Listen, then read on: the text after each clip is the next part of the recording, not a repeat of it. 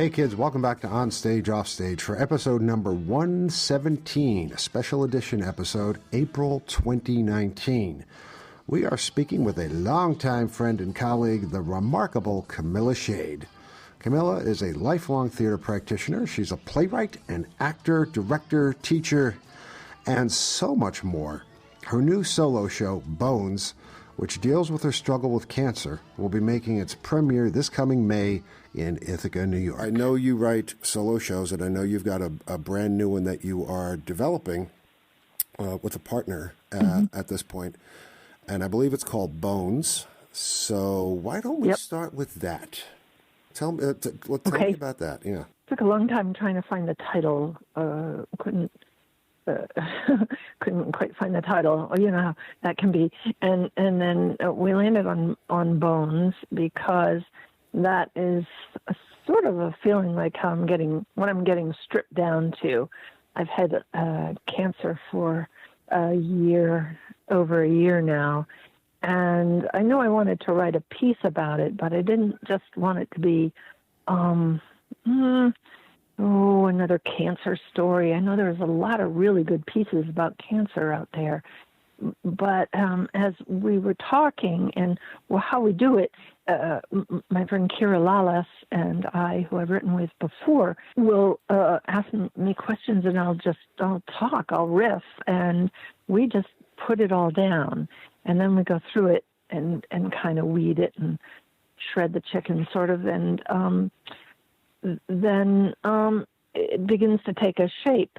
And what in this piece in particular, what it turned out to be was that I'm thinking way less about, it started from the beginning, that I was thinking way less about cancer than I was thinking about death.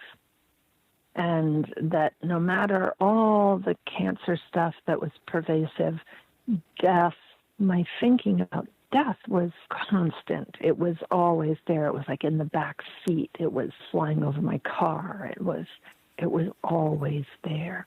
It took me a while to come to that. And when I finally realized that that's what was going on, it was an explosion went off in my head. And I thought, this is what I think about. I'm thinking about death.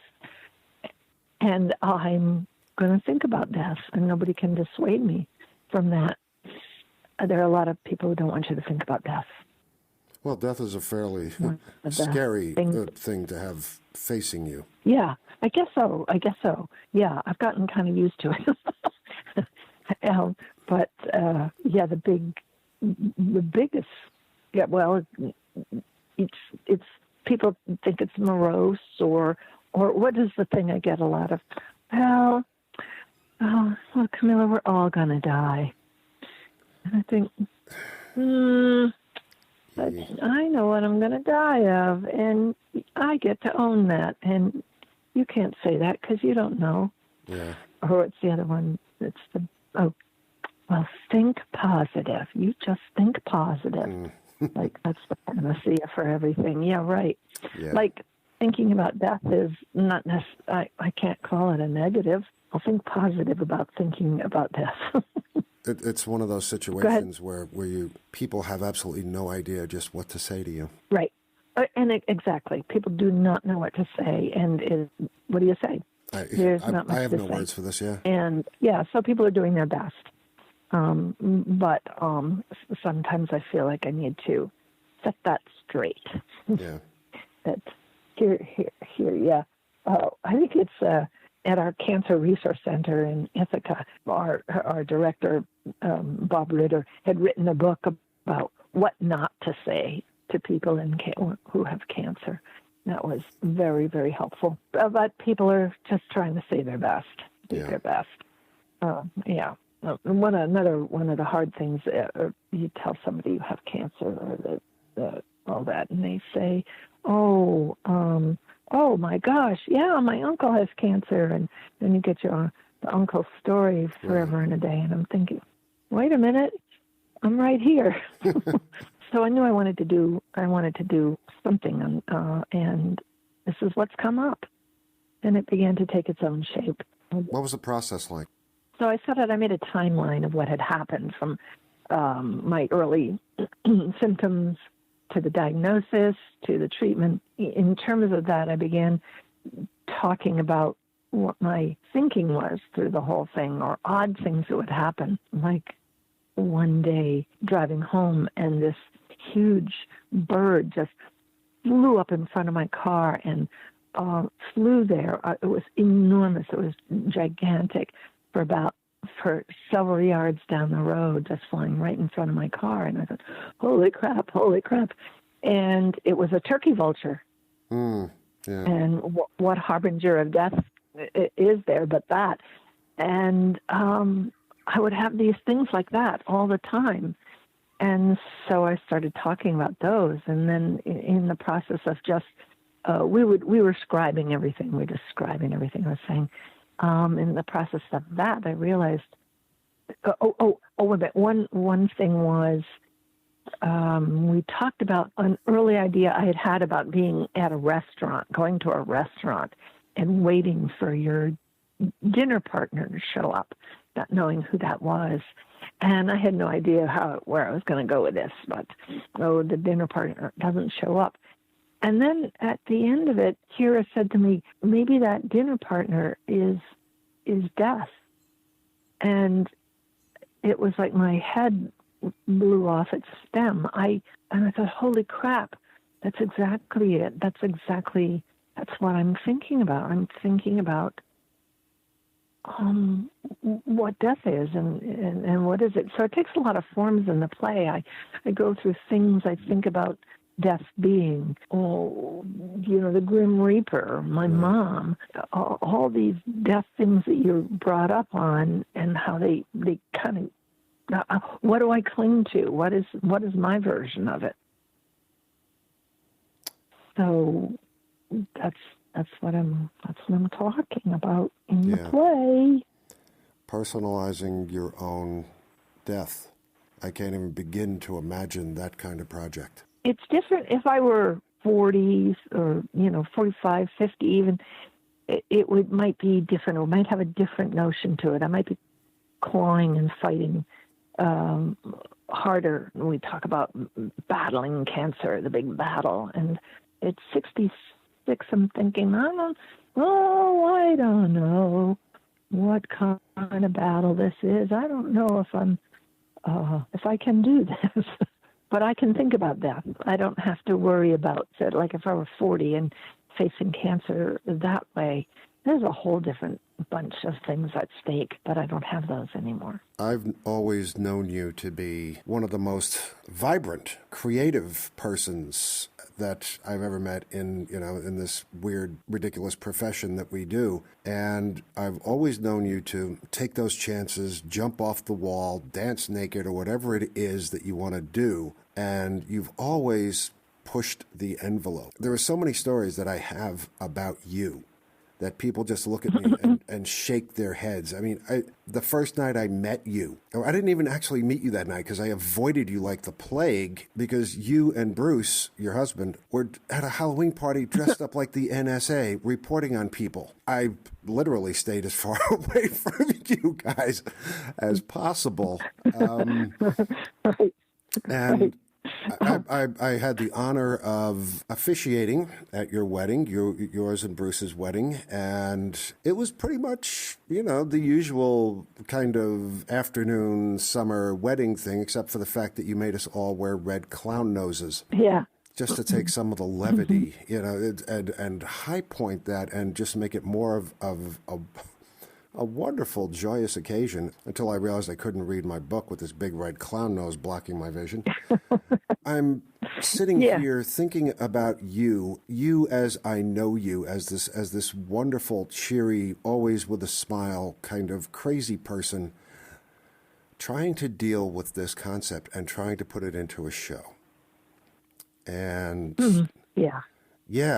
and I would love to be a fly on the wall of this process just to see how it goes. When does the show go up? We're doing 2 free performances in Ithaca on the 1st and 2nd of May. And I will, it's what I call a monologue reading. I can't memorize lines, and my brain is shot, chemo head. So I'm sitting there reading. And so that happens 2 days in Ithaca, and then I go down to Lancaster, Pennsylvania, where I had lived a great deal of my life, and I'm doing it there for one night. Okay, where are you doing it in Ithaca? At Ithaca, at the Cherry Arts. Okay. On Cherry Street, the company I was working with before all the crap hit the fan. Yeah. It's free. I guess you just walk in. Yeah. And it's I'm giving it a daytime, a Wednesday at 1:00 and a Thursday night at 7. Okay. You said it's free, and then, but I think it would be great if people could, on the side, make a donation to some kind of cancer research in lieu of... I guess so, yeah. Yeah. Yep. I have a particularly rare ovarian cancer called triple MT. It's aggressive, rare, and so there really isn't a whole lot to be done about it. Been doing chemo for forever and ever, 15 months of chemo. And that's just been trying to keep it at bay, basically. Just keep it at bay. I think what has kept me going, or my impetus as an artist, is a very insistent inner child. And that has been my spokesperson for pretty much all my arts work. You have a very active inner child. Yeah. Yes. Yeah, I do. Yeah. That's that's always been the one thing about you that's absolutely amazed me, is just that, you bite into these things, and it's like seeing a child jump into these things with joy and wonder. You had a role in one of my plays a number of years ago, and it's the first bit was a solo poetry piece, the worst poetry I've ever written in my life. And I remember you jumped on stage dressed in a hospital Johnny, and were running this poetry, rolling around the floor and over dramatizing it. And as far as I was concerned, the play was over then. That was worth it right there. You took my words and made them what they should have been. Yeah. It was one of those, well, what have I got to lose here?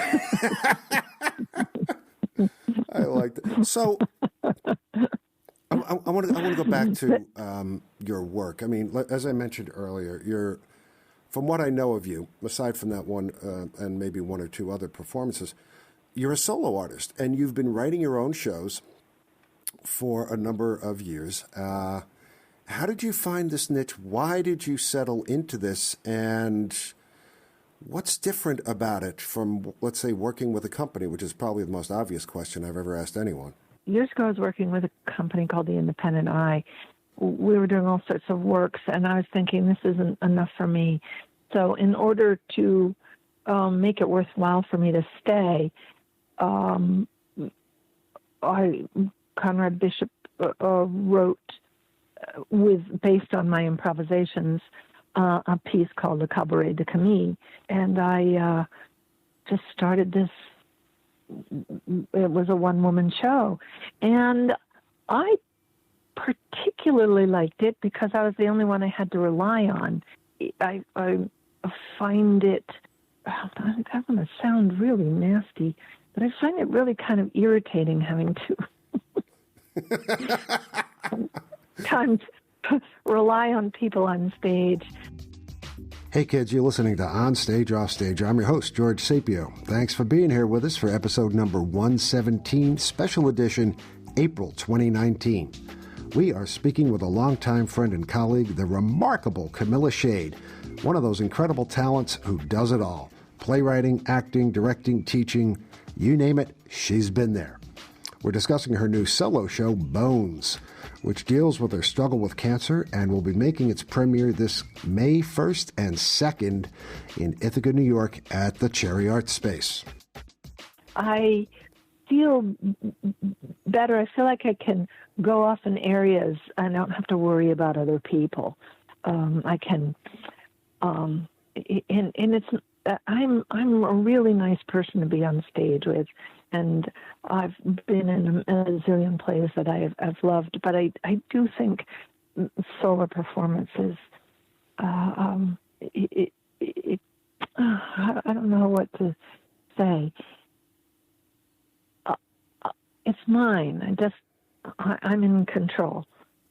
Yeah, I'm in control. And I think that kind of says it all. Bad show. Yeah. Yeah, it's. I don't have to memorize anybody else's lines. I think I panic a little, and as time has gone on and it's been harder to memorize, I panic. I think I can find out what I am saying. If I lost my way, I could find what I am saying. But if it's in relationship to somebody else, right, I don't know how to back that up. So it really is kind of easier to be. Yeah, that makes a lot of sense. I mean, I know from my time on stage that, yeah, and I've dropped lines, and it's the worst feeling in the world. I don't think I've ever felt anything worse than looking at my stage partner and having absolutely nothing, and realizing that all of a sudden there's this, this couple of second gap in the play that feels like about 4 hours, and. Oh, it's horrible. It's horrible. Horrible. Oh my God, the panic. It's the worst thing in the world. But yeah, being on stage, you are in control and you can go anywhere and you can just keep talking, especially if it's your own show. And who's going to know the difference? Right. Who's going to know the difference? I did have one of those moments. I was doing a one-woman show called Performing Therapy from years ago. And I do remember on stage, I just suddenly thought, what comes next? And it just suddenly didn't have any rhyme or reason. Did I do that part, or do I just go where I think I'm supposed to go? It was just horrible. So it can happen. And it's not like I can just make it up unless it used to be. I used to do a lot of improv, and when you're so there's your left side of your brain and your right side of your brain, and the left side is where you've memorized all the lines. You've memorized these lines, and then cannot remember. So you have to cross the bridge to go over to the other side to get words to improvise until the other side comes up with it. But that bridge has gotten longer and longer. Yeah. So if I go up on a line, it's a really long way to get to the other side. I know the feeling. I'm 59 at this point. I don't think I can't memorize a shopping list. Yeah. Yeah, my wife is constantly saying, "Did you write that down?" Like, write what down? Yeah. Right. And I did a Shakespeare a little bit ago, and it became for me about remembering lines. Yeah. And that I thought, I can't do this again. That was too bad. Well, Shakespeare's tough in the best of situations. Yeah. Yeah, I was playing Prosper in the Tempest. That one's quite wordy. Yeah, she do go on. She'd be full of herself to the max. Yes. You are also a teacher, and you've taught theater to, oh my gosh, I mean, so many different people. I've always tried to picture you, when I think about this, in a classroom full of kids, and the chemistry in there must be wonderful. What's it like for you? It's great. I mean, I go in, it's a performance. I go in as a performer. I perform for them and give them license to do the same, I'm hoping. They try and trick me. I try and do fart jokes, and I tell them, oh no, you don't. I have it over you with fart jokes. I have a remote control fart machine, so you can't win with this fart stuff. So fart, which I do. I have a remote control farting machine, and Why does that not surprise me at all? And I don't know. It's the making the link between their imagination, just going back to imagination, that imagination is what solves your problems. Imagination is where the magic is. So that's what we try and do. It's rough because we've got a structure. They don't understand the pedagogy. Nobody's going to the pedagogy of it is that they don't understand what they've been through until the end, because in these, I'm speaking particularly of these residencies in the schools. Yeah. I do these residencies in the schools. So I go into the school, and we have a subject on a curriculum subject that's been chosen by the teachers, and we are going to make a play about it, and they get to perform it for classmates, for the school, and in a theater, in the Hangar Theater. So I'm trying to impose find our structure within which we must work, but within which we can paint a really wonderful picture for an audience. So there are a lot of concepts going on in there, but their work is based on play. Right. We play a lot. We improvise. We write it down. We create scenes, or they do, and then actually it all goes into my lap, and I create the piece that they can perform, which is good because I have usually a better sense of timing than they do. Well, probably. I mean, this sounds like so much fun. Why were you never in my classroom? Yeah, really. Yeah. So I have a zillion of these plays, a zillion of these little classroom plays. We discuss math and personal values and the Haudenosaunee and the settling of America. Does one of them in particular stand out that they got so into that it seemed to take on a life of itself? Well, one we did. I had them. It was about Ellis Island, so I had them each create a character who was coming to the United States. There were some who were coming to the United States, and then some created characters of the people who worked on Ellis Island. So they all had great ownership, and we gave them backstories and little bits of costuming, and they were very into it. They really owned that. Where did you do that? In Dryden. Okay. Outside of Ithaca. It seems like it hit them on a very almost personal level, in a sense. Were they starting to wonder and explore about their own lineages and history? Did they come out of this with a different idea of, let's say, the demographics around them? Yeah, I had them go home and ask their parents about their lineage. Some kids knew a lot. Some did not know anything. Where did they come from, and how did they get here? Does anybody know if their ancestors had come through Ellis Island?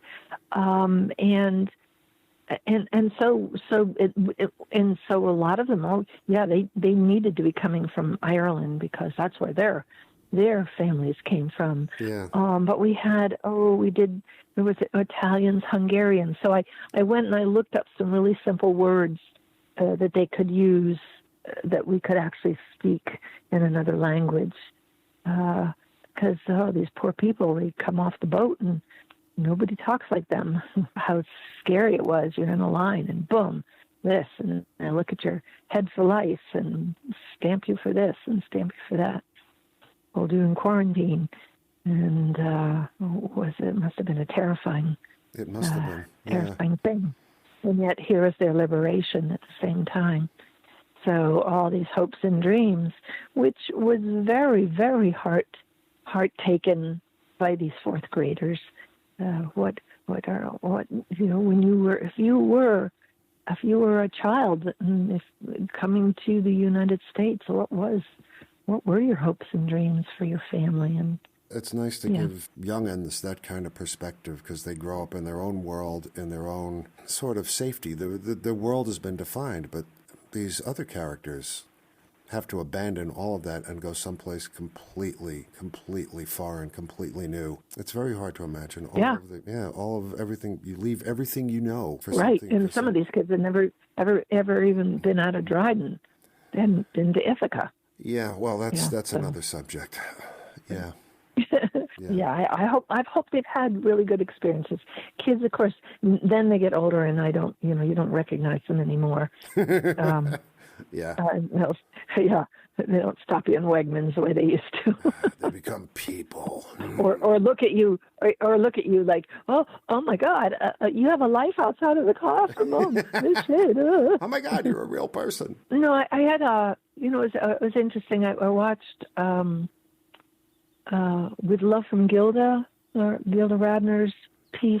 Oh yeah. On which I haven't seen. On Netflix or whatever last night, and I was very struck by how a lot of us are so informed, us actors, from our childhoods, and that my childhood was a lot of dancing around in the living room like mad for my parents, and that was my first audience, and they were a very appreciative audience. And then the theater saved me in high school. I was not an in-crowd kid, and I was fairly soundly rejected. And when I did the play festival at the end of the year and did super well, I suddenly became a celebrity. And totally changed things around for me. And then, so I do remember when I was a sophomore in high school, I would come home from school with headaches from trying to be funny. Wow. Yes, I was so funny. I was just so darn funny. And then, so one of my friend's brothers said, Camilla is a really nice girl, but nobody's going to want to date her because she's too funny. Oh, yeah, no.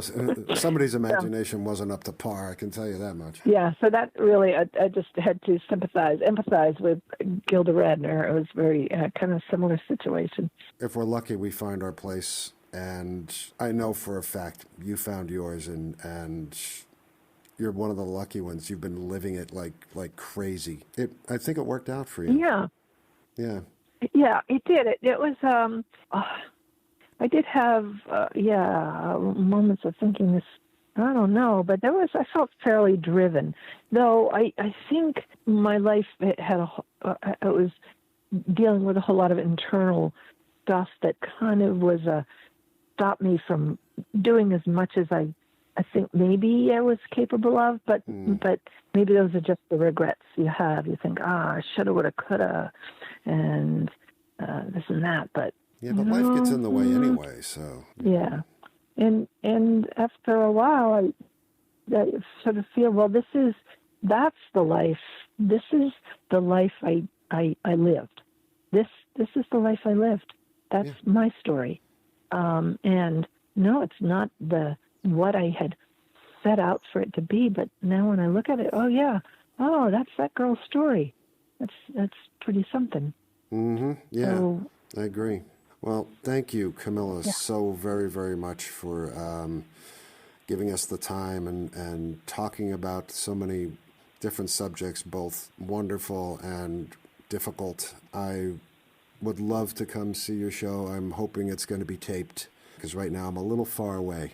Yeah. Everybody else who's out there and hearing this, please go see Camilla's show because I know it's going to be typical Camilla, which means it's going to be wonderful. So thank you very much. The title of the show is Bones, Bones, Bones, like the ones you got in your body. And is being performed on May 1st and 2nd. On the 1st, it's at 1 o'clock in the afternoon. And on the 2nd, it's at 7 o'clock in the evening. And it is free. Wonderful. All right. Looking forward to this. And that will be at the Cherry Art Space on Cherry Street in Ithaca, New York. Well, thank you. And thank you, George, for marrying us. We're still married. Yay! So that was, all right. Yes, it worked. Part. That was one of the most fun things I've ever done. Oh, my gosh. It was an honor. Well, thank you, George. Thank you very, very much. Anytime, Camilla. Anytime. Hey, kids. Thanks for listening to Onstage Offstage. Onstage Offstage is produced monthly, and all of our shows can be found at onstageoffstage.org and also on iTunes. If you enjoy what we do, please recommend us to your friends. Don't forget to like us on Facebook and follow us on Twitter at OnOffStage. And if you are a theater artist with an upcoming project of interest or work in a part of theater we haven't covered yet, or know of someone in the theater world who'd make some great chat, please send us a note at info@onstageoffstage.org. Onstage Offstage believes in and advocates for a world where all people are free to live their lives as they wish, in peace and without fear. We believe in universal respect, diversity, and equality in all areas of life for all people, no matter what their nationality, race, religion, age, sexual status, or gender. Onstage Offstage will never promote or endorse those who seek to diminish others because of who they are. I'm George Sapio. Thank you once again, and happy theatering to all of you.